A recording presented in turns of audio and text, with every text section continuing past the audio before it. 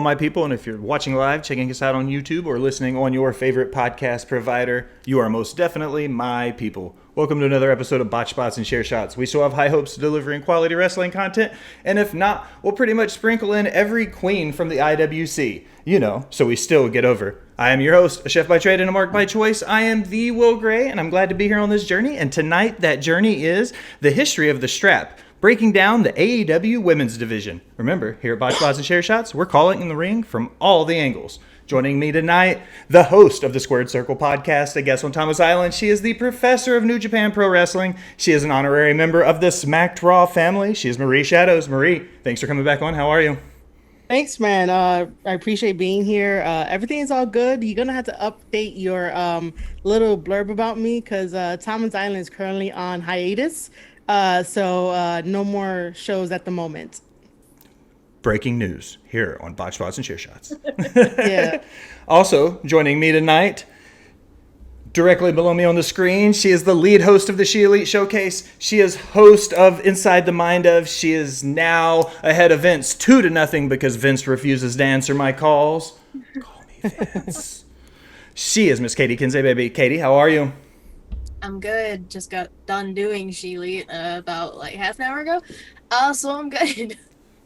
I always feel like I will catch as many live shows as I can, and then I get the notifications on my phone, so it'll be like your show, and then Matt's show, and then Kai's show, and then Apron's show, and then Marie's show, and it's like every time I leave the house, I pick a different podcast, like who to listen to when I'm going where. So yeah, there's a lot of us. Yes, just in the one group alone. Also, joining us tonight, she is on the bottom right of your screen. She is the boss bitch of all things Smacked Raw. She is the brains behind the Hill Support Group with Max and Colby. She single-handedly keeps this boat afloat. I'm just here to talk about wrestling. She's Miss Allison Siegel. Allison, how are you? I'm good. You forced me on this episode, so I'm as good as I can be. Half of this shipwreck is your fault, so I figure 3 episodes and 80 isn't a bad call. Well, ladies, I always start every episode the same way. All of you, I think, have answered this at one point or another. What has you pissed off for greatness tonight in professional wrestling? Katie, I'm going to start with you. What has you the most worked up this evening? Oh, no. Why'd you start with me? Well, damn it. Allison, you want to go first? No. No? Oh, my God. Okay. This is derailing fast. Okay, fine. I'm mildly annoyed that I feel like AEW does too many gimmick matches. Like, it was cool at first, but like it's getting to the point where it's like too much. Like, I don't need to see Mox bleed twice a week, every week. Fair enough. That's coming up. Of course. Well, that's not fair. You see my notes. You know what I'm going to talk about. I'm in your brain. Marie, you're up. I have a couple of things, but I'm not too big on like the anger radar at the moment. But one of them is that if you would have asked me this a little bit earlier, I would have been upset that Jonah got the pin over Okada. But because I saw that with my community, I can accept how Jonah got the win over Okada, and I was going through the match and breaking it down. So that's one. Two, it's basically what happened on AEW, and it's mainly CM Punk returning, and I'm gonna say it right here, right out the gate, that I know he's not 100% to be back this early. So those are like the only two things. We could always talk about Mox bleeding, but no one listens to me. No one listens to us on Twitter. So, Mox keep bleeding, but seriously, stop it. Katie. Okay, I'll be different. I'll think of something off the top of my head here. Vince McMahon almost being $20 million in debt, basically, because he's shilling money to women and other things. Okay, I'm just going to go ahead and just bypass Pissed Off for Greatness and go straight into my news and headlines because that's the first one on my news and headlines. Vince is nearing $20 million in hush money. Are we dangerously close at this point to the word embezzlement? You know what I'm talking about? Like, we are getting dangerously close to something illegal. Well, yeah, like the latest thing I saw, and I said it on She Elite, I don't know how true this is because I didn't have time to fully do my research on it, but the latest 5 million, was separate from the 12 or 14 million for the women, apparently to the Trump Foundation in 07 and 09. Will's shaking his head. I'm assuming he's agreeing with me and probably read more on this than I did. That's what I read, was that there was some weird stuff going on with it was the way it was worded made it sound like an allegation, but ultimately he was using funds funneled through this, I don't know what they keep calling it. I've heard it referred to a couple things, but this like sand fund in the company's budget where he's funneling personal money through the company. And he's using it for all these like weird things and hush monies and stuff like that. And from what I read was he was funneling money to the Trump campaign through WWE when they were supposed to have this huge standpoint of not being a political company. The company hasn't directly made it a comment yet, so therefore everything said is pure allegation. But that seems to be what's going on. Trump flags are showing up on production trucks now from where fans are hanging them once the word got out. Like, it got weird real fast because of this stuff with Vince. Oh, yeah. I mean, I'm pretty sure we passed embezzlement after the first 3 million. Oh, yeah. I wrote down the definition of embezzlement because I wasn't really sure exactly how to describe it. It is theft or misappropriation of funds placed in one's trust or belonging to one's employer. So ultimately, at any point, they can prove 1 penny of any of this $20 million was at WWE's first. Then it immediately becomes this huge lawsuit. And that's what they're trying to figure out, was all 20 of this, is it all Vince's money? So that's like 1 in like a million percent to get Vince on something. Because, you know, from my understanding, I don't really stay in this whole thing. I just see like the headlines. From my understanding, like if it's his own personal money that he didn't do it through WWE, WWE is safe. If anything, that they're just going to take the man, Vincent Kennedy McMahon, to court again. And maybe he may get away with it. Maybe he won't get away with it. But the other thing, too, is that I don't think it's embezzlement just yet, based on the definition, because we really haven't found anything. He hasn't really broken any laws, because we see this in Hollywood all the time that, you know, men or women with money like to do things like this, and they can get away with it with those loopholes. But I don't really see like a problem with it, only because it's like it's Vince and what he does. But this is just people just trying to get him one last time. And anyway, I think that he doesn't want his money anymore, because if you have to give away $20 million, he's probably like, I am done with life. I'm okay. I'm going to go live on a beach. I'm going to just do whatever I want to do. And I'm going to be poor as everyone else. I think he's like giving away his money at this point. I have this gut feeling, you guys, that if given the option, I would want to be Vince McMahon poor over regular people poor. You know, like I can only imagine that word means something totally different for that man than what it does for us. It kind of does, because his name would still hold weight no matter what. So he won't be like poor like us. I heard an analogy given that it was at the time it was still around that $15 million mark. So 20 million is a huge difference from 15. But they said the equivalent of Vince McMahon's worth, if he were to give the company back that $15 million, it would be like a person with $1 million in their bank account giving somebody $750. Like, that's how much that money is to how much Vince is worth. Like, that's what's most messed up about this situation, is that in the big scheme of things, $20 million is a ridiculous amount of money to normal people. But to Vince, $20 million is less than a paycheck.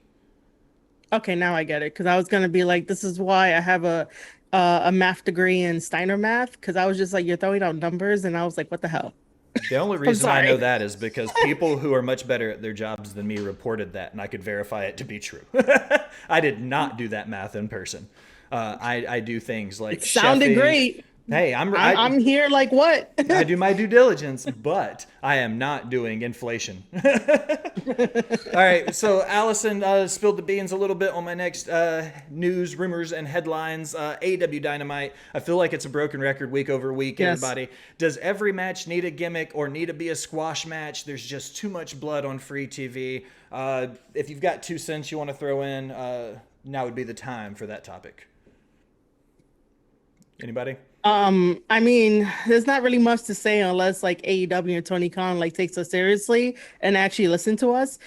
Because I'm starting to get a little annoyed with other people within the industry being like, oh, don't listen to like, people on the internet, don't listen to this or that. They never make the distinction of like, don't listen to the trolls and the negative people that are being negative and trolls for the sake of being negative, and listen to the people who actually break it down like the four of us here and give you exact reasons why certain things don't work all the time. You never want to like burn out yourself or like the ideas you have, the story you have, because then it's like, why should I tune in every single week on cable to watch AEW Dynamite when something else could be on that catches my attention, that's something new. Fans on Twitter could be like, oh no, I watch everything. Sure you do. Sure you do. But it's just that it's a broken record at this point, but I do hope that someone out there like listens to us eventually. I have to throw my 2 cents in. I watch a lot of wrestling. If somebody looks at me and says, I watch everything, you're a goddamn liar. There's no way you watch everything. There is way too much wrestling out there for somebody to genuinely watch it all. And I watch wrestling 7 days a week, and I still can't watch everything. You know what I mean? Yeah. Like, there's just legitimately too much. Moving right along, Charlotte Flair is the next guest on the Broken Skull Sessions. What do you think about Charlotte going on with Stone Cold? I think it'll be cool. I mean, she doesn't really talk a whole lot outside of like her gimmick, like on Twitter and everything else. Like she keeps that persona going. So it'll be interesting to see that flip side of her. Agreed. I think it'll be cool to kind of see her break kayfabe a little bit and talk to us like a person. Yeah. I think that would be cool. Final one on the night is TK shut down recent thoughts and accusations brought forth by Dustin Rhodes that there would be 2 night pay-per-views coming. TK says right now he's going to stick with 1 night, but that doesn't mean in the future he won't go to 2 nights. Do you guys think TK and AEW is ready for 2 night pay-per-views? I think the only reason they should ever do a 2 night pay-per-view is if you have one of those nights being Ring of Honor only. And that's what I saw a lot of people talking about. That's a good idea. That way you are getting your Ring of Honor talent that you may or may not have actually bought this company. There's a lot of speculation about that up in the air now too. Why don't you utilize these talents that you kind of are bringing under either both AEW and Ring of Honor contracts or just Ring of Honor contracts? Utilize them. Put your Ring of Honor champions on a pay-per-view 1 night and then the next night have double or nothing or whatever. Same shit they do with like All Out. Have like the entire week in Chicago. You have Dynamite, Rampage, your Ring of Honor pay-per-view, and All Out. Like, utilize it that way. I definitely don't think he should do it now, but maybe like next year when you like have a full Ring of Honor roster, if that be the case, I think that should be the only reason he does a 2 night pay-per-view. Other than that, it's not needed. Also, until they get a streaming service, I would really hate that because I'm not paying $100 for one pay-per-view. Like, no, I'm not doing it. Like, I really hate paying $50 now. I do it, but I don't like it. Big same. Yeah. I didn't even think about that too, about like the price, but I wouldn't mind if like AEW does it sparingly for like 2 nights. Not all the pay-per-views have to be like 2 nights, but like the big names. Like if we have All Out and like Double or Nothing, those might want to get like 2-day pay-per-views. And then I definitely agree that the second day should be like Ring of Honor, be like dedicated to that. Just to showcase more talent and stuff. It's worth a try, trial and error is always a good thing. My only thing is that like every time an interview happens with like AEW guys, there's always this conflicting story, and like TK either has to like backtrack and like backpedal to be like, oh no, we never really discussed this. I don't know where that's coming from. And I'm here like, this is why you guys need a PR, like to get all your stories straight, to make sure that no one says anything random, because I think that's a very random comment to be like, oh yeah, we're thinking about 2-day pay-per-views. What? Right now? Like, you're 3 years in. Like, calm down, slow down a little bit, I also think Koki Khan needs to just stay away from his Twitter for a while because Oh, he's God. got to relax. That's something I talk about every time. Tony Khan is a kid with daddy's money, and he should not have access to his Twitter. Yes, But totally agree with that. I 100%. I agree with Katie. I like the idea of doing it maybe like WWE did with the takeover pay-per-views, where it'd be a takeover on Saturday and then the big premium live event on Sunday. Maybe TK could do something with Ring of Honor similarly, where he's going to have a big Ring of Honor pay-per-view and then a AEW pay-per-view with a tie-over somehow, cross-promotion stuff between the two stories, whatever they need to do. Ladies, this is my favorite part of the night, the meat and potatoes. Tonight we're doing History of the Strap. Marie, you've done one of these before. You and I did the IWGP Intercontinental title. Yes. Katie, this is your first one. Allison, this is your first one. It's pretty much just going to be a rundown. We're going to talk about the AEW Women's World Championship. It's a short list of champions, but there's lots of drama in 3 short years. There's been 5 reigns total. And the early days of the division, we saw a lot of Joshi influence from Kenny Omega's bookings, that kind of stuff. The first champ was Rio.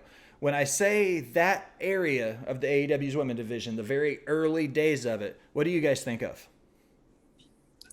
The first thing that I think of is that it was like exciting, especially with something new, especially in 2019, when they had the Joshi women come in and like do their thing, and people were getting accustomed to them, used to them, along integrated with the AEW women like they first signed. I had high hopes, I had high expectations. I was on that honeymoon. I was like, oh, this is gonna be like the best thing in the world. AEW is truly gonna be that alternative. But let me not get ahead of myself. But the first star would be like excitement for all of that.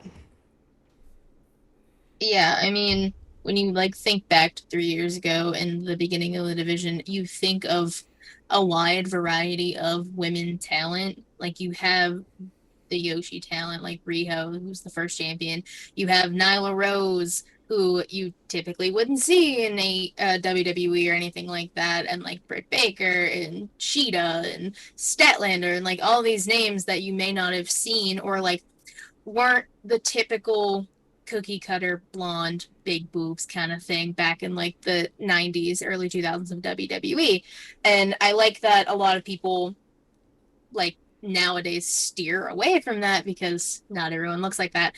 So it was definitely interesting to see all of these. It was like a melting pot. It was like a bunch of different women, different backgrounds, different everything, coming together and attempting to start a women's division with a company that was just getting its feet off the ground. So they basically had to do double the work of like what a talent would do nowadays in any company.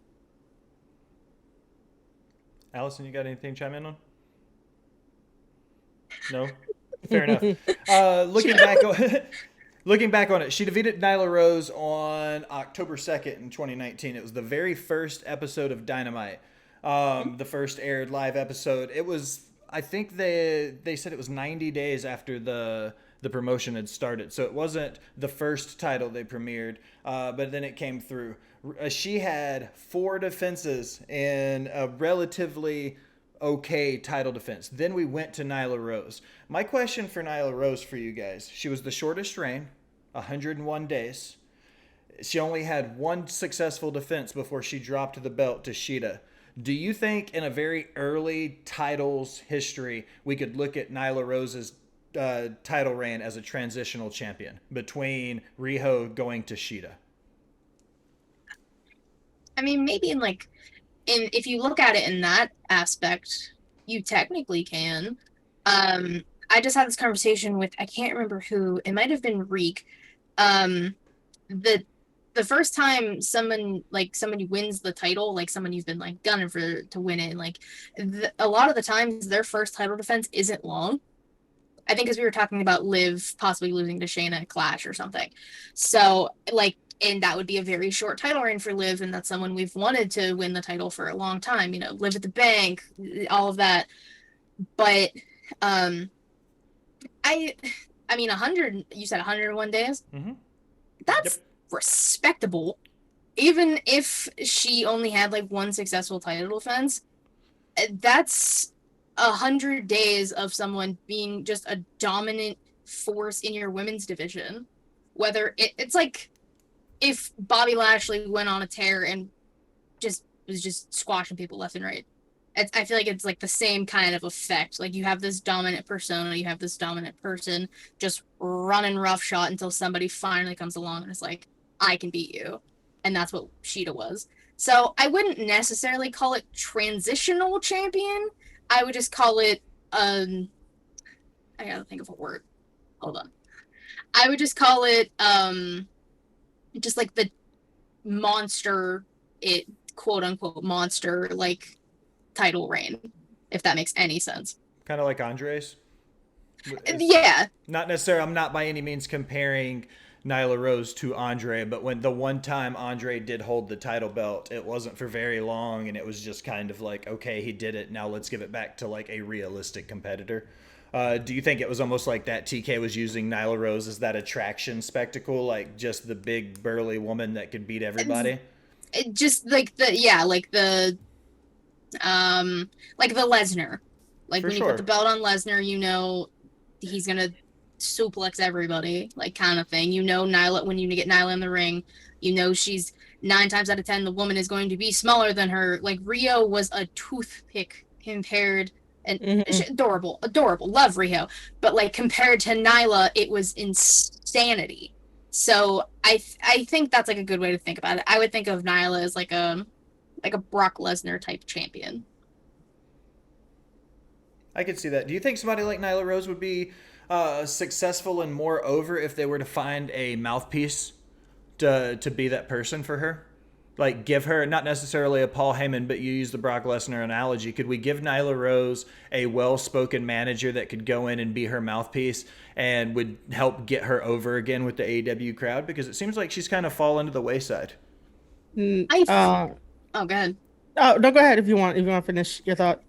I was gonna say, I think, because Vicky didn't do shit. I think if you give her a good mouthpiece, she very well could hop back up on the quote unquote ranking scale. That's stupid. The it rankings doesn't really that mean matter. nothing. Exactly. It's more so just the fact of, I think I talked about this the other day. I don't know. I do a lot of shows. That there's not a lot of women up to the level that Nyla needs to be facing other women. You have like, again, jumping ahead, but like Jade, Tony, Rosa, but Statlander's gone, injured again. Tegan Noxed herself. Like, that's what I'm calling it because it's literally happened to Tegan at the Video Classics. And I was like, it's fucking terrible. It's so sad. I wasn't expecting you to say that phrase though. Okay. Oh yeah. Tegan Noxed herself. Tegan Noxed herself. It is, and it's fucking sad. But so I think realistically, if she has a mouthpiece, yes, but it's gonna depend on when and if we can get her not even appropriate, just like higher caliber matches. Kyle says that Nyla had Vicky, and then he said Guerrero. He had to Google how to spell her last name. But Vicky wasn't doing anything for Nyla. Yeah. See, that's Vicky my thing too. Screaming. She wasn't. Vicky had decent runs as a manager, but you have to do more than scream. When you reach that point where that's the only part of your gimmick, there's nothing left. You're a one-dimensional character at that point. You know, there was nothing else she could do. Let me wait. We're still on Nyla. I have stuff to say about this. No, for sure. Go. I'm gonna work backwards. I don't think Nyla needs a mouthpiece, because we see on her social media that she's very quick-witted, like she's very funny. She has a sense of humor that's different from like everybody else, and to incorporate that with the ladies that she works with, these feuds, it'll be great. However, I'm not sure if you guys know this or not, depending on what state they go to, if you are trans, you're not really allowed to wrestle in that state. That's why she stays in like Florida or like the states that like will accept her there. And that's why sometimes we had this like choppy wrestling championship career for like Nyla, because not every state is accepting of that. So it's a little bit harder. So yes, getting back to your original question, if I think that she was like a transitional champion, it definitely felt like that because they really couldn't take her to where she needed to go. especially with the whole crew, which is a little bit sad. So yeah, I think that to me it felt like a transitional champion. I do not think she needs a mouthpiece at all. Like I'm gonna have to agree with Katie that Vicky did nothing at all with that. And you know, I want to see Nyla blossom just to see, you know, how much she can add to the roster, because like I barely see her. I no longer watch Dark Evolution, and it's like, what are you doing with these women? Like, you know, put her on Rampage to be consistent or something, or, you know, let her have like her own talk show at least, where she's like interviewing the wrestlers and they're doing something goofy or whatnot. Like, let that be a consistency, so that way, you know, Nyla and everyone else who is not getting enough TV time or whatever the case may be can have something and we could remember, and we could sit here and be like, oh yeah, remember that one time Nyla did this, you know? So yeah. Kyle wants to know, did I hear it correctly? What states are you not permitted to wrestle in if you identify as trans? I have to admit, I was a little bit taken by that comment, because it's one of those like blind to the cause thing, because I don't want to sound ignorant to it, but I don't speak on something if I don't have the information. You know what I mean? Like, I'm not going to say something and sound wrong. So what states are you talking to? I wasn't aware that they had restrictions on who could wrestle, because what I've known was it was an entertainment thing and it's not actually managed like sports would be. But you also have to remember that every state has a different athletic commission. Also so you true. have to like Fair look enough. into that. I'm just gonna say that with this information, I didn't do. The people are probably gonna come after me, but I just know it that little bit of like the state athletic commission in certain states will not like allow you to wrestle. I haven't done enough research into it, but like if you put two and two together, you have to question, why is she not always on the road with them? Mm-hmm. You know, why is she not always there every single place that they go to, and like why she's not featured on AEW Dynamite when they're in like a hometown like Ohio, like Cleveland, Ohio in a way. I do remember like on Twitter, one of the other female wrestlers was complaining how Missouri or like one of the other states wanted to check if she was an actual woman down there. And she was like, why do I have to get this procedure done? And Twitter blew that tweet up. It should have been Missouri, because everyone is doing this petition to sign it so that way the athletic commission can like, you know, change it. So it's like specific states.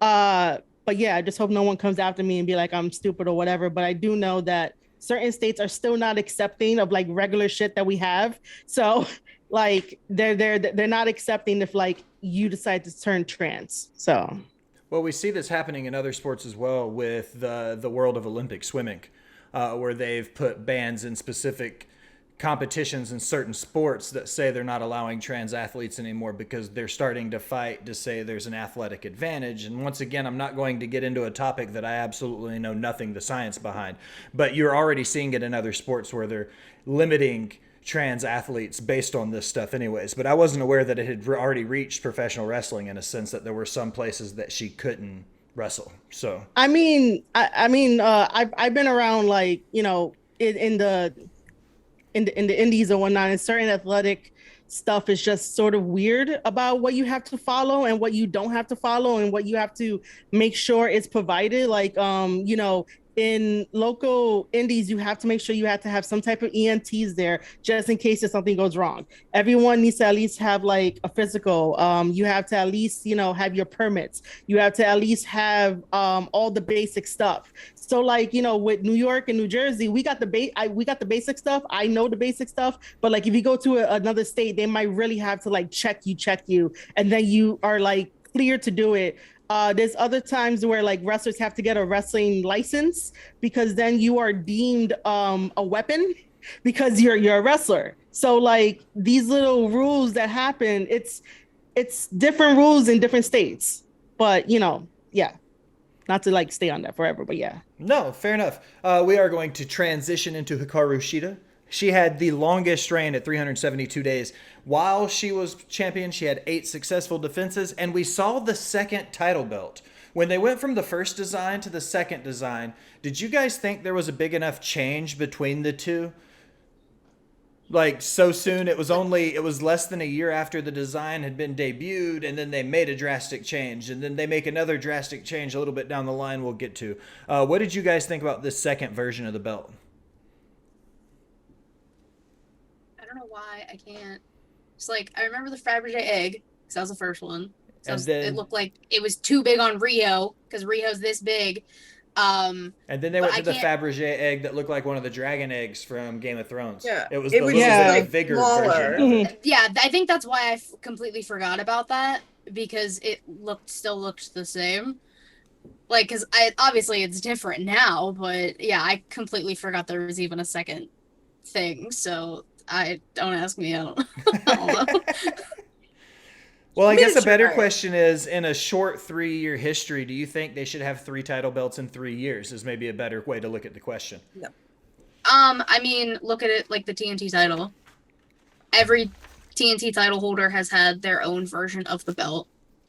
Obviously, Brody Jr. having Brody's makes perfect sense. And then everyone after that has had, like, Scorpio Sky had the Lakers colors. Miro had the green and the white from Belgium or whatever, right? Which looked so nice. Yeah, that was I really wanted Wardlow to have green, but no. Whatever. Why would Wardlow have green? Enlighten me. Because just like his like all of his graphics and everything, like Wardog, most of his merch has been like greens and like dark colors. So, but like looks good on Wardlow regardless. But I have to be honest, he's got some dope ass merch too, guys. Like Wardlow's got some cool shirts. Like just throwing that out there. His merch is legit. I mean, anything for Wardlow. Come on. But I kind of just look at it like that. I don't like they kind of just design belts out the ass over there. So I don't really think about them having 3 different designs over the 3 years. Hell, they might have another one next year. Every year they get a new title design. Like, who knows what Tony Khan's doing over there with those belts. I'm reading the chat. Sorry, I was getting it all caught up. I don't think there's a reason to have 100 different title belts, and I know that's an over-exaggeration of what's going, but like they've got their world title, they've got 2 mid-card titles, 2 women's titles, the tag titles, they're bringing the trios titles. You know what I mean? Like, there's rumors of talking about a hardcore style, like, death match title. Like, why would they? Why do they want to continue to keep adding this kind of stuff? Like, is there a point where you're just like, whoa, guys, there doesn't need to be. It's like college football. There's 100 teams, but there's 25 bowl games, so half the field makes the postseason anyways, right? Like, that's how I'm starting to feel with the titles. When you get to that 10, 11, 12 title mark, at what point do you start devaluing what you have on rotation? Man, everything. Because it's too much, it's too packed. But Tony Khan is having so much fun in his playpen that he's not realizing that you can dream it all, but you got to be smart in how you utilize your talent, who gets time, who gets this belt, who gets a special belt, and like what they mean and like why you're fighting for it. Like if you're just gonna throw like all these belts, what's the point of it? Husky 518 says WWE has 18 title belts right now combined. We talked about that in one of our episodes actually, where I said nothing. Like nobody needs anything more than the 5 captains on a boat or the 4 world champions in one promotion. Like, because at one point you had the Universal title, the heavyweight champion, the NXT champion, and the NXT UK champion. Not to mention like 6 different mid-card titles. And I was like, holy shit, guys, when is enough? And it's still that same way right now. Hold on, I want to answer off the top rope. He said, but WWE has more TV time than AEW. No, we have AEW Dark, Evolution, Dynamite, and Rampage. That's not TV time. That's YouTube time. Look, that's different. I'm gonna combine it all because Tony Khan likes to do that whole thing where he's like WWE has all this stuff, but gonna combine it all. You can actually no, my brain wants to say maneuver all of them in. No, you could like combine them and have stories on everything to make everybody watch. But but WWE also has main event, other stuff like that. Which sometimes they're like, hey, watch main event. Level Up for NXT. I still think NXT WWE UK has more actual TV time. because all of those are on TV. Well, you think about when they had things like 205 Live going, plus, you know, like you were saying, main event, plus they were still doing, like, keeping in mind, this is a huge difference for WWE that a lot of people don't want to hear.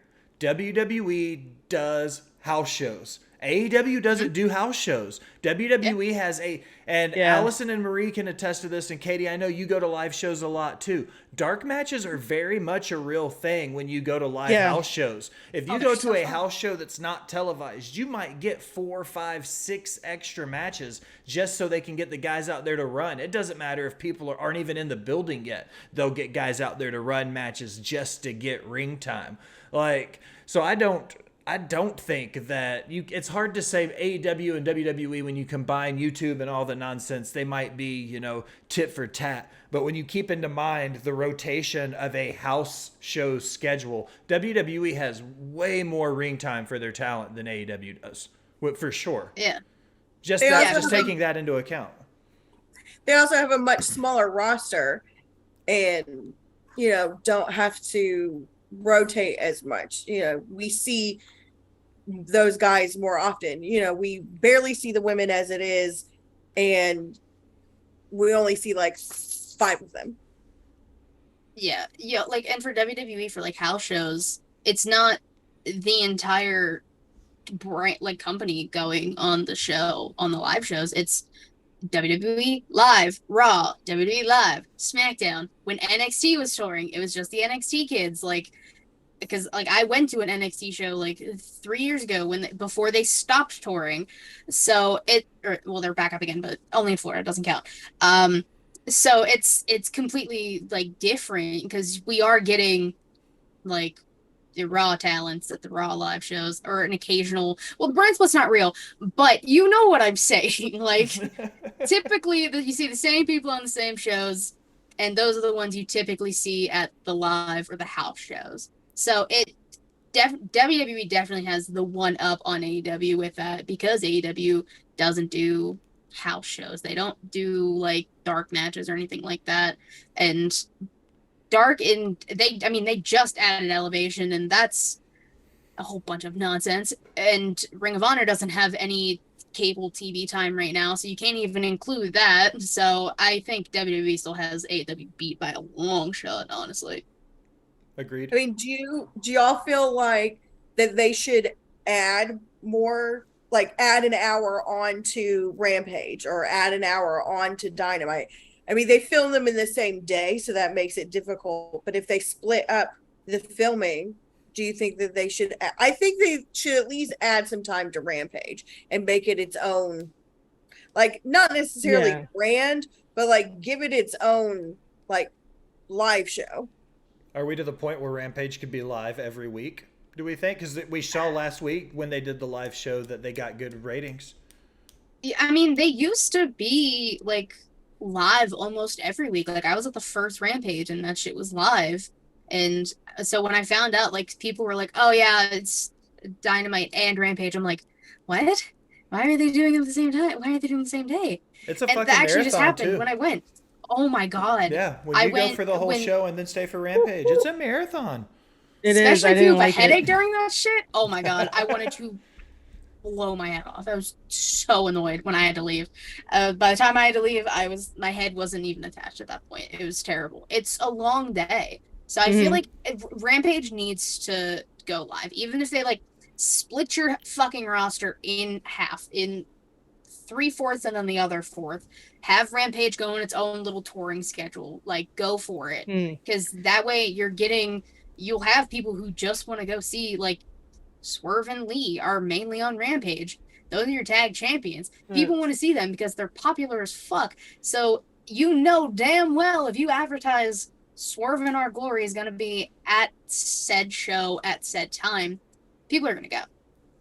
Yeah, I didn't think about that. About, like, you know, maybe fans want to just buy a ticket to Rampage and see how those ticket sales do, because you got certain guys there. Like, Katie bringing that up, I was like, oh, it's sort of like, you know, WWE. There were certain people that were mainly on SmackDown back in the day when they respected the brand split, and you're like, I want to go see SmackDown, and SmackDown is better than Raw, and all this kind of stuff.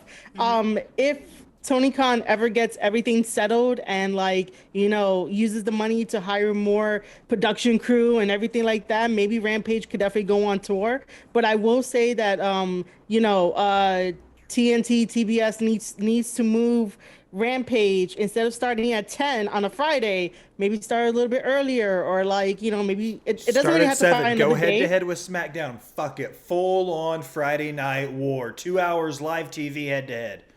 Hell TK yeah. is not ready for that. Let's go to war. Fuck it. All right. TK, call me. I would Let's go to make war, this but happen. TK is not ready for that. Honestly, they'd do better if they moved to Thursdays, because the only thing they would be competing with on Thursdays Impact. is Impact. And nobody watches Impact.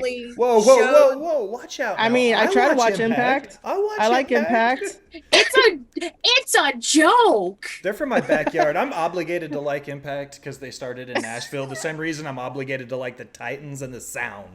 Like, And you're also obligated to like New Japan Pro Wrestling because it comes right after Impact. So it's at 10 p.m. guys. I have Make to sure you tell watch you, it. Marie, you have to be like you should be proud. There has been like no major New Japan representation at the Sportster until I came on board, and I've done 3 articles about New Japan since I started with Yes, them. and I've read them all. You what? I read them all. Yeah? Yes. I didn't know when they did the G1 thing, and I started to get into that, and I'm not going to digress. We still have to talk about the women's division. We're not derailing this show. We said, fuck that. I'm sorry. I knew this was going to happen. I was like, Sorry.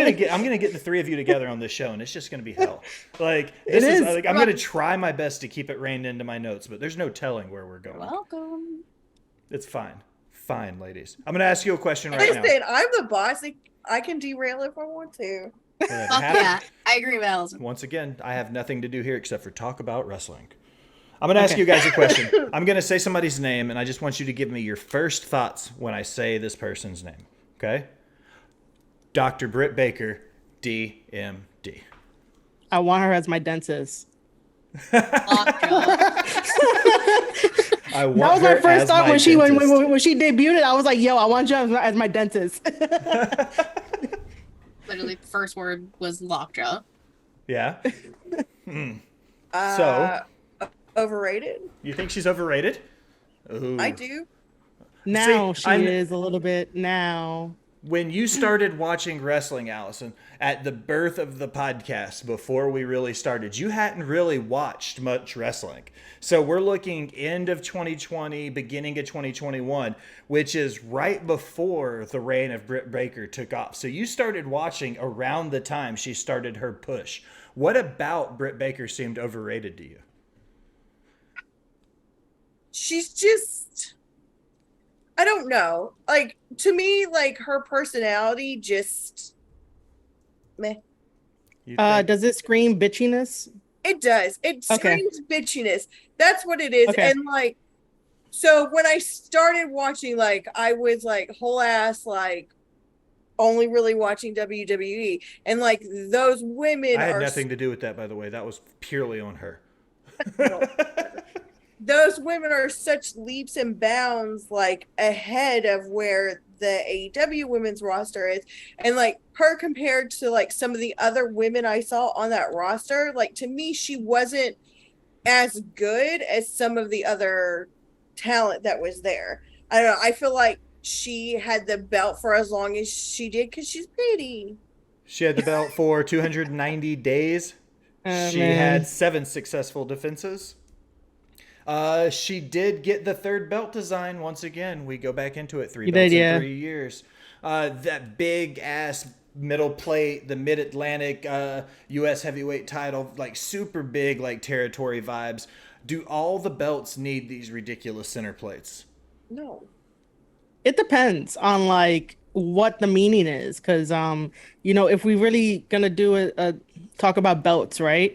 Back when NWA had their belts like look so great and prestigious, and you're like, I want to hold that belt.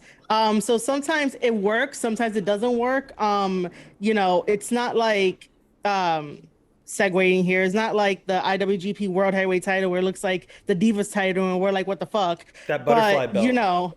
So, you got to think about the design and what goes into it and maybe a meaning behind it. Not gonna lie, I actually liked the Divas title design because it was different and unique. Because it wasn't the typical, like, just block or, like, the big gold belt. It was something different and cool. Like, I like the different types of belts, like, because all of AEW's basically look the same. It's just different colors, designs, like, the same, like, the circle and the side plates and everything. So, like, I like unique designs to belts. So that's why, like, the Divas title I loved. I was like, it's very feminine and like sticking with the theme and like showing that yes, this belt is for the women. Nowadays, like literally all of WWE's are the same too, so like I can't say shit. But I like when belts stand out on their own for good reason, because that proved that yes, women, this is theirs. Y'all can't touch it. It's unique. It's them. It's feminine. Kyle, I already said that. Yeah, Stop copying me. Kyle says the Divas belt. If you like the Divas belt, you'll love New Japan. I said that. Ritter says the center plate makes the belt or is the belt. He says the NWA belt sucked. Dude, I am so sorry, man. The 10 pounds of gold is a gorgeous title belt. Like the silver dome, the NWA with the countries on it, like it's prestigious, man. Like, come on, Ritter. When he was on the show the last time, he laughed at me because I said the NWA wasn't getting any respect. And here he comes in my chat, talking shit about my NWA. Get off my lawn, Matt Ritter. Get off my lawn. The NWA should always get respect. Amen. Thank you. It'll have my respect. See, you represent New Japan and I represent the NWA. You know why we make a good team? Because we're like the Ents from Lord of the Rings. Because nobody's on our side, so we're not on anybody else's side. You know. And Husky 518, his name is Shane. He's a buddy of mine. He agrees with us. NWA belts are amazing. Thank you, Shane. They are. For saying something nice. Go ahead. I was gonna say I'll bring it back to Britt Baker. See, I'm helping you, Will. I'm helping, not derailing. I think a reason Britt stayed champ as long as she was a focal point of the division. So she really didn't start getting traction until she got hurt. Because like in ring, she was there, it just kind of folded in with all the other women. When she was hurt and like she was in the wheelchair. Yeah, that was the first one. Yep. That's when she got a lot of mic time. She got a chance to develop her personality on the mic and show a character, like with the conspiracy theories with against like Aubrey and Statlander and Sheeta and all the other women in the division. I think that's a main reason is because she was one, if not the only woman at the time who was given a chance to have a character outside of just in-ring work. Which is why she's a staple right now, I would assume. Like, because she was gone for like 2 months off TV for a while, and then she just came back a few weeks ago. So I think back then when she was champ, that is a huge reason as to why. It's because she was talking, she could talk on the mic. She progressed in the ring over time, but it was that first title or the first chance she got to talk on the mic when she was hurt and do all of that crazy shit with Reba Rebel at her side.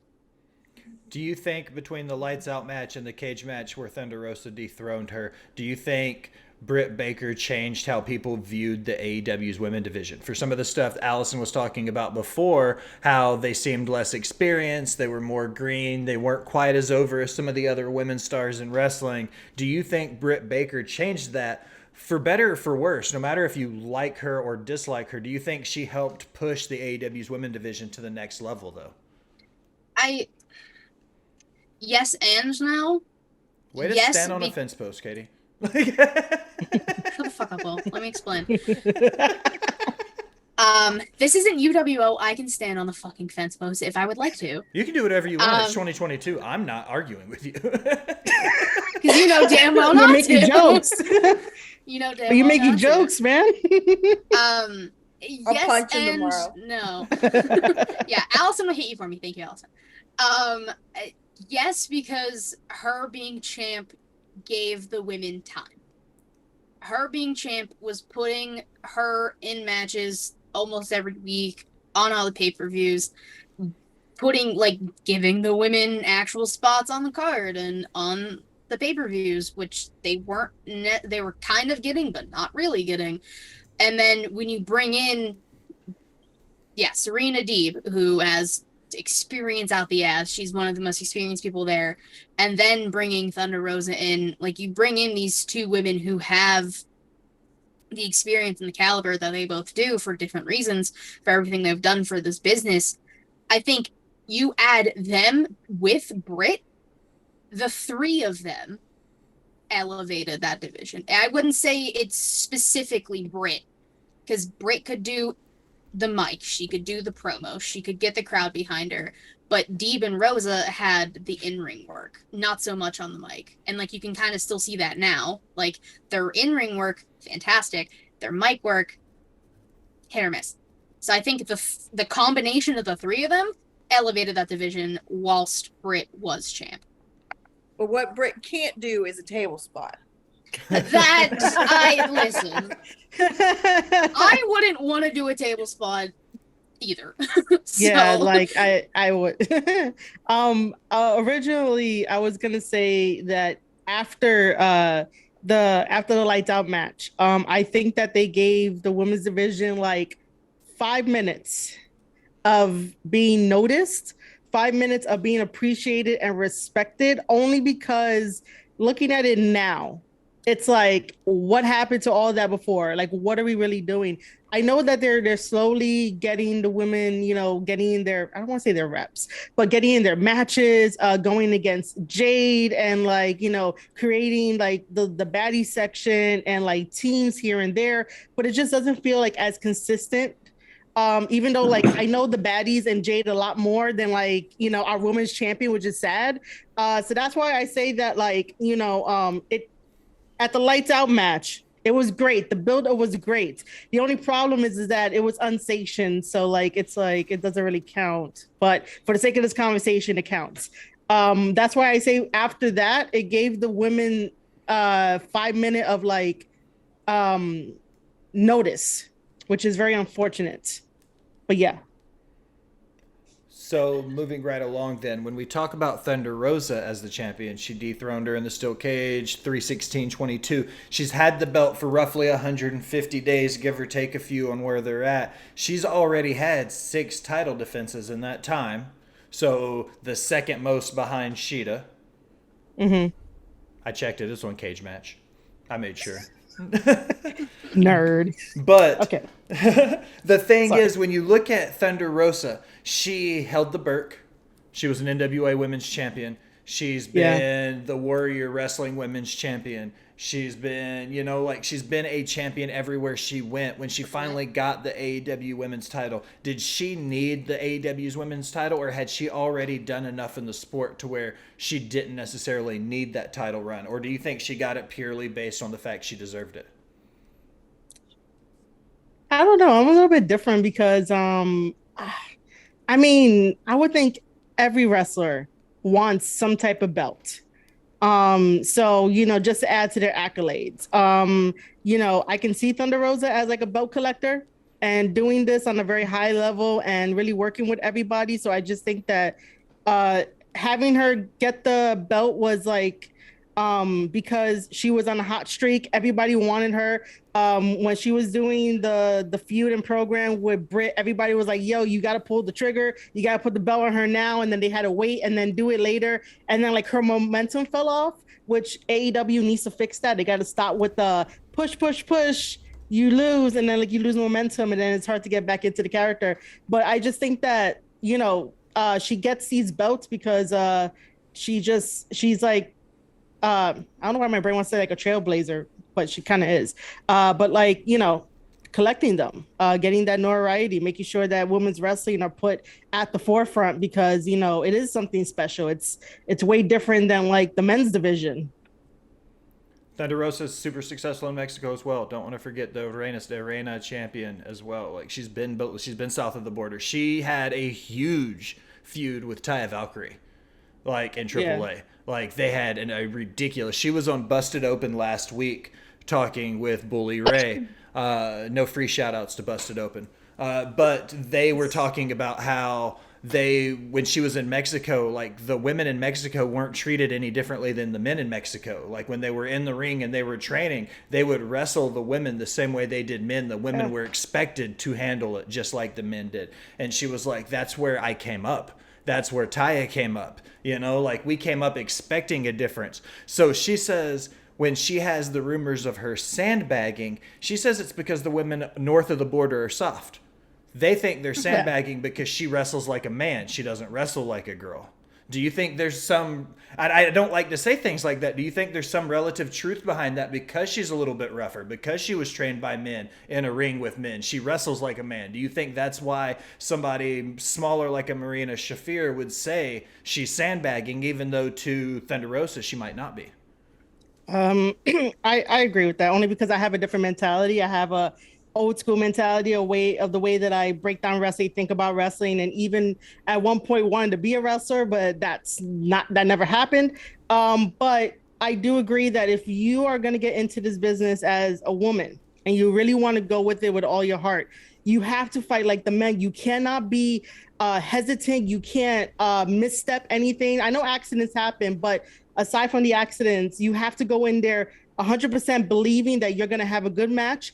Everything is going to go according to plan, hopefully, and you hit like a guy. You're going to be titled as a wrestler, you know, because that's what you want. You want the equality of being tagged as a wrestler rather than being like a woman's wrestler. But the moment that you, don't go full force with something, that's when something happens, and your opponent can't really have that because they have to trust you with their own life. So, I agree with Thenderosa that because of the way that she was brought up in the business and that she fought with the men and the men was rough with her, not every female that gets into this business is trained that way, and they go a little bit soft. You can see it sometimes when they do the Irish whip and they turn to the corner and they sort of like stop so that way they don't like hit it full force and stuff like that. Or when they're trying to do certain moves or techniques, it's sort of like, they're doing it a little hesitant, and you can see that hesitant. When you see it, that's why fans are like, oh, it doesn't look right. It looks off. It looks different, because we're so trained with our eyes to watch the men wrestle, and the men are just smooth. And that's what we want for the women, is to be smooth. So, people might say that she's like sandbagging others, but it's like, you also have to train in a facility and get these reps in and get this rhythm going. And the more that you train with your opponent, the more that you have these practice matches, you'll get that smoothness. Again, not to segue, but if you guys ever watch Stardom Wrestling, those women, they are fantastic from start to finish. They fight like the men, and they have these beautiful transitions where it's like you can't see any type of little hesitation in it at all. So I'm very old school, so I'm going with like Thenderosa as like 100% on this. Nice. I mean, on the flip side of that, like, I respect where she came from, but like, you also have to mildly adapt to the people that you're working with and working around. Like, it's okay to have that mentality, but people are not going to want to work with her unless she kind of softens up a little bit. So, I mean, there's two sides to the coin. Like, don't forget where you came from, but you have to adapt. I can think of a perfect person who did that. Candice LeRae. PWG got super kicked in the face with a thumbtack shoe, bled like it's nobody's business. Won that match by herself. Her tag partner does not exist. You can't tell me otherwise. She won that match by herself. Fought men consistently for years in PWG. Trent Beretta, the Bucks, Roddy Strong, Adam Cole, Kevin Steen, El Generico. I'll go on and on. But then when she finally got to NXT, and hell, even when she was in the Mae Young Classic, she had to change up her style and realize, okay, well, fuck, I'm not wrestling my husband Johnny. I'm not wrestling Ciampa. Like, I'm wrestling Mia Yim. I'm wrestling Deonna Purrazzo. I'm wrestling women who may not have had the same upbringing as me and got into the business the same way I have. So I think I kind of agree with Allison. Like, you obviously, like, where you came from. You respect that. You keep that to your heart. You keep that close to the chest. But there is give and take. Like, you can't just be hard hitting, this, that, whatever. You have to adapt and kind of think on your feet, be like, okay, well, Rhea Shafir may have trained with her husband Roddy Strong, but she doesn't wrestle like him. She doesn't have the same tendencies as him. She didn't run the ropes in Mexico like Thenderosa did. Like, there is a give and take. So it's more so you have to adapt. That's everybody. Like, you can't go from being a luchador your entire life and then having to wrestle like Brock Lesnar and be like, all right, flippy shit, here we go. Brock Lesnar will just push you away. He'll be like, uh-uh. Like, you have to adapt to every person you're in the ring with because everyone's style is different. Everyone was trained differently. No one was trained the same way. That's why no two matches are the same. Well said. Thank you. Well, I'm going to ask you guys a question. When you think about the people in AEW who haven't held a title, you look at people like Ruby Soho, Katie brought up Chris Statlander, Ty Conti. Like, you look at a lot of these people, who on the AEW roster not named Jade Cargill do you think deserves a world title push? Chris Statlander. But she's hurt. Yeah, like Chris needed that that belt or something. I don't know why I said Penelope Ford. Maybe in a little bit time. But Chris Statlander is like very high on my list of like, she should hold the title at least like once, and let's see what kind of story she could give us. Serena D probably could have did it too, where we could have had like open challenges, and class was in session for her open challenges. Man, I'm trying to think of the roster. This is like so bad. But I do want to say that I think the person to dethrone Jade should definitely be Kiera Hogan. Jade is not going to see it. I could see that. I was going to ask you guys, my next question was, do you think we're to the point where Jade needs to be pushed to dethrone Thenderosa so they can take the TBS title off of her and her not lose it with a loss? What do you guys think about doing it that way? I don't like it. You don't like it? Like, not at Nah. all? Well, shit. No. Never mind then. Fuck my ideas. I just don't like it for the fact of that, like, so like, are you proposing that like Thunder Rosa and Jade have a match, Thunder Rosa wins and gets the TBS title and holds two titles? Or what I'm saying is, think of Jade doing what Keith Lee did in NXT. He won the North American title. He won the heavyweight title. He relinquished the North American title so the people below him on the mid card had something to fight for. He didn't want to be at the top of the mountain holding both belts, so he willingly relinquished the North American title to allow them to have a mid card again. Do you think that Jade could do something like that to keep a protected title reign so she doesn't lose everything she's fought for? Man, I still want to say no, just because of like her character and like how much she's built herself up as, like, she's everything. Like, you don't tell her to give away something, or she's not gonna think to give it away, like for whoever it is. Like that's not her character. However, if they have the right writer, meaning me, because I got a degree, we could probably make something happen. But I'm gonna say no.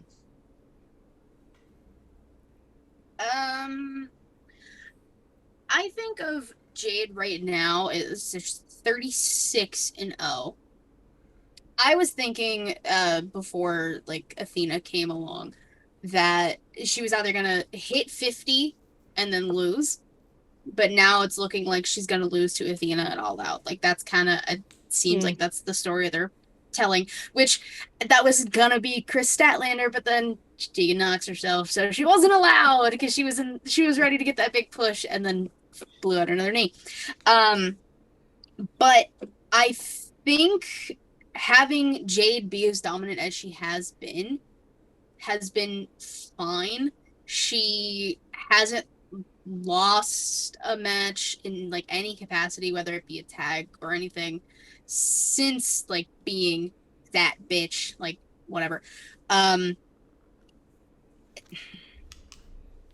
Have her lose, like have her lose clean, have her try and get the belt back, but it's not in the cards. Jade is that type of character where you can just put her on TV. She can talk. Like, she knows what she's doing. She's developed this personality. She can just go on the mic. She's, again, one of those people who has very slowly progressed in the ring because she was just starting when she was signed. Like, she was very green. Like, not like money green, like green. So like fresh out of wrestling school green. Mhm. Like Yes, less like, than a very handful much of so. match when she went on live TV green. Like it was Yes. it was a push, but she has made a hell of a push in the last, whatever 37 matches or whatever it's been. Like she's made some leaps. You can tell she's putting in the work outside of the TV shows. But Well, you're yeah. absolutely right. She was green as hell when she first started. I mean, it helps that she's training with Bryan Danielson right now, or Also it was true. a few months ago at least. Yeah. Like, that definitely ups your caliber 10 at least. But like, if you don't have Athena take it off of her, like, kind of like backtracking a little bit to the conversation we had before about who besides Jade should be a champion. Toni fucking Storm needs to be the champion of. She's, I mean, more than likely going to be taking it off of Rosa. I like the thing that people are saying online now is that Tony's the one who injured Chris and took the top spot. I like that people are just playing into that because Tony was the second position and Chris Statlander was one. Again, the ranking systems are bullshit, don't mean anything. But in that mindset, it makes sense. So I think Tony being your AEW Women's World Champion and then having Athena be your TBS champion, have them go at it every once in a while. Like, have them both hold the belt for a month, like a few months, possibly a long reign, whatever you want to do with it. But I think getting new faces for both of those belts is what they need right now. The chat says, Matt says, Tony and Athena got to do something with them. Maybe momentum is pretty much gone. Husky says, would be interesting to see Rosemary versus Jade Cargill. I think that would be really cool. I think Abaddon would be another one too. I think she's a beast. She's 100% capable of putting on a hell of a banger. She is another one that's slightly, I wouldn't say green. She's got some good indie reps, but when you see somebody work the indies versus seeing somebody work on TV, there's a huge difference between TV matches and house show matches. So when you see Abaddon work a house show, that's one thing, and you watch her work in the indies, but then you watch her on TV where, playing off of what Marie was saying before, if your timing and your flow in your match isn't right, it makes everything you do wrong look that much worse. And I think that's some of the things that have happened with Abaddon. She's worked with some green people that have led to some monumental botches, and that seems to be what more people want to talk about with her than the fact that she does have some really great bangers. So Abaddon is somebody to watch. I think that Athena... Her banger was Sheeta. Huh? Yeah. Abaddon and Sheeta. Mm-hmm. That was a banger. Yeah. They will, and then they will also make a really great feud. You can incorporate the horror that Abaddon brings. You can incorporate the Japanese mythology if you want to, and like give us something that we can have a moment and have feelings and be like, I'm interested to tune into AEW because we're getting something awesome between these two ladies. Why isn't Abaddon in House of Black? Because Tony Khan hates fun. Tony Khan hates women. That too. Well, I say that behind closed doors. I didn't say I'm that. saying it out Oh, loud. I Tony Khan say hates it women. out loud as But fuck. Allison, but I then can't give you a Bobby recommend. I can't do a your opinions are yours and yours alone. This is your show. but then again, I did say one time on Thomas Island that, like, you know, does he say the same thing that he said about Big Swole to like his mom? Because I thought that was like really bad. So that, yeah, I was just like, Tony, there's something wrong with you, man. Like, women are okay. Like, I don't know what you got against them. Here's the thing about AEW and the women's title belt. As soon as you lose that belt, you disappear. Yeah. Like Britt, once Britt lost that belt, like where the hell's she been? You know what I mean? Like, once they don't have the belts anymore, he just, okay, I'm done with you. Let me just put somebody else here. And then, you know, everyone's being pushed off to the side. I know, like, for a while, who was, I can't remember who was it that had like the visa issues. Was it Sheeta or was it Riho?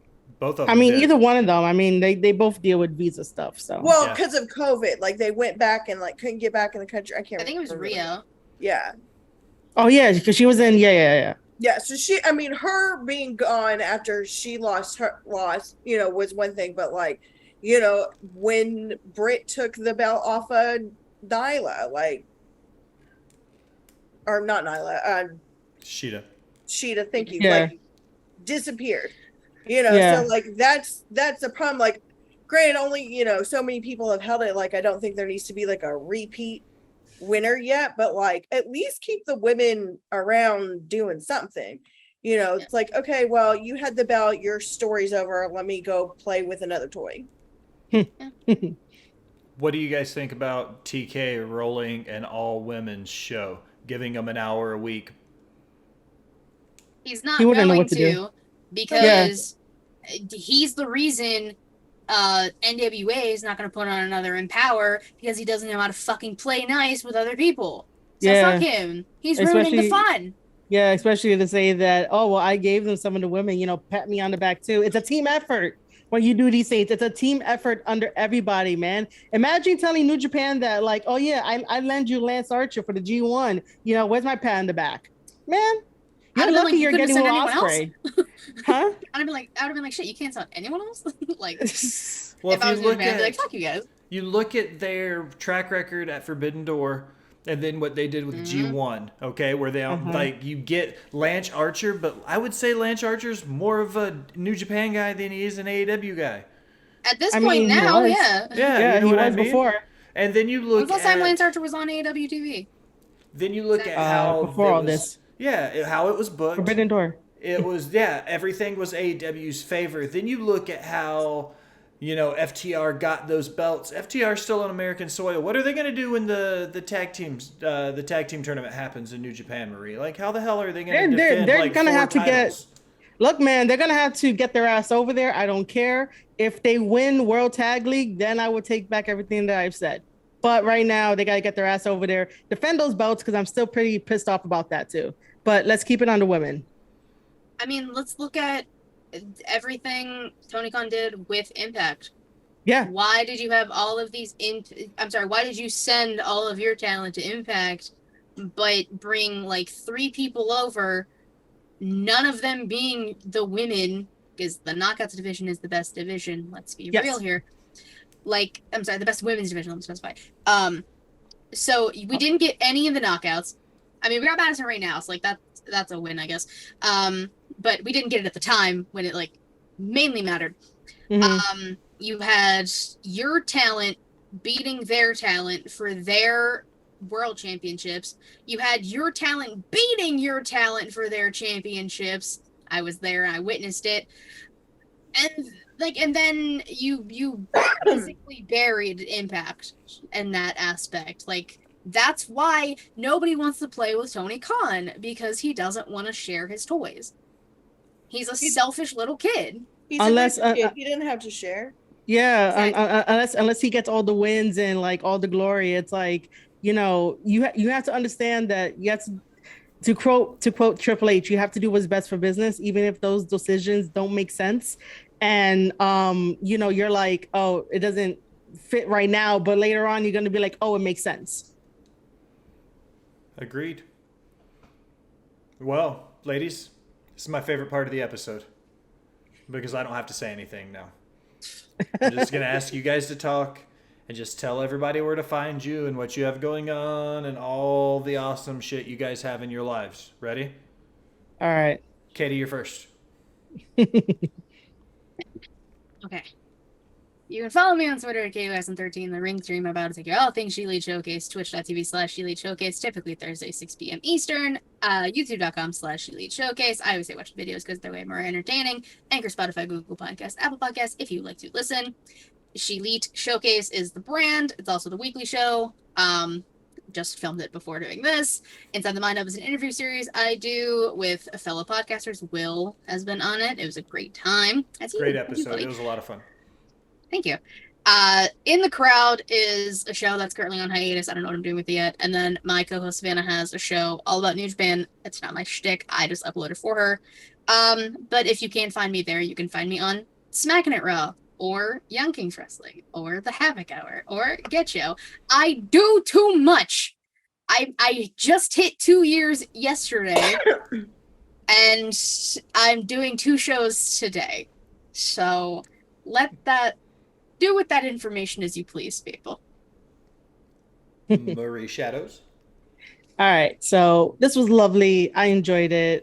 Once again, I'm Marie Shadows. If you want to follow me on Twitter, head over to @Marie_Shadows and make sure you follow me for all my wrestling takes and anything that I have to keep you guys updated with. I have my own Twitch channel, twitch.tv/Marie_Shadows, where we're soon going to be continuing watching some G1 matches, talking about wrestling, and I break it down for everyone that comes by. And then also follow my newsletter, where it gets delivered to your inbox every Monday through Thursday at 10 a.m. I'm going to get back on that schedule because I got the G1 to cover fully. So head over to marieshadows.substack.com. Allison. I don't have a spiel because I don't ever come on air. You can follow me on the tweeters, justagirl918.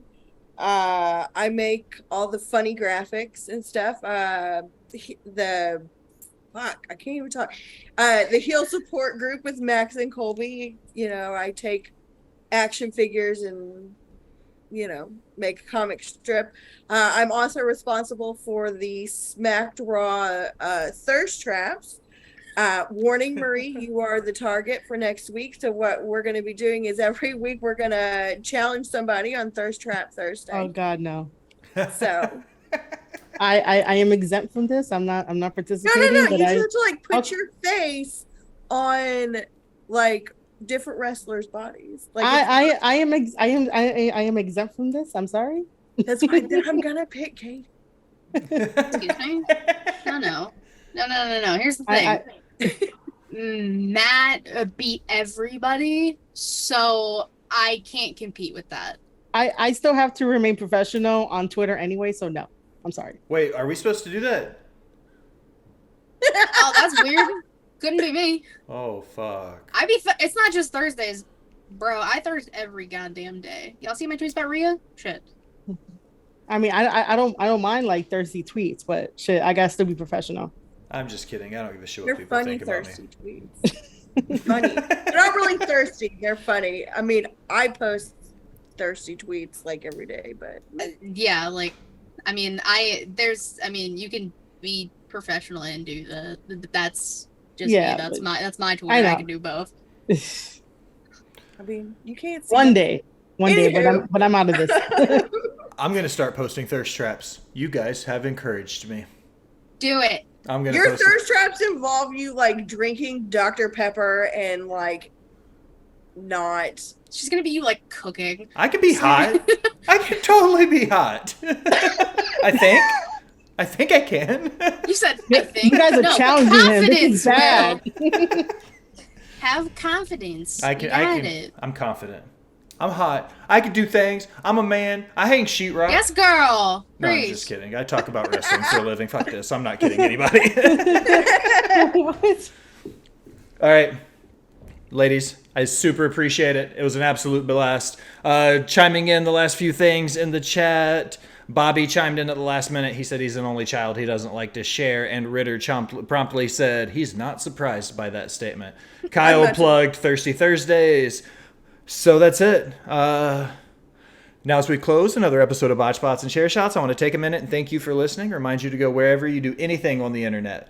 Facebook, iHeartRadio, Twitter, Instagram. Literally, you have all the options. Remember to like, follow, subscribe, unsubscribe, then subscribe again. Leave a comment telling me how great I am or how terrible I sound. Either way, it helps the algorithm and it helps find new listeners. If you're feeling really generous and be one of the VIP people, head over to Patreon and donate to the Smacked Raw Podcast Network. You get some fantastic swag. We get some free guests. It's a win-win for Marie Shadows, for Katie Kinsey Bebe, and for the boss bitch Allison. I am the Will Gray. Thanks for stopping by and listening, my people.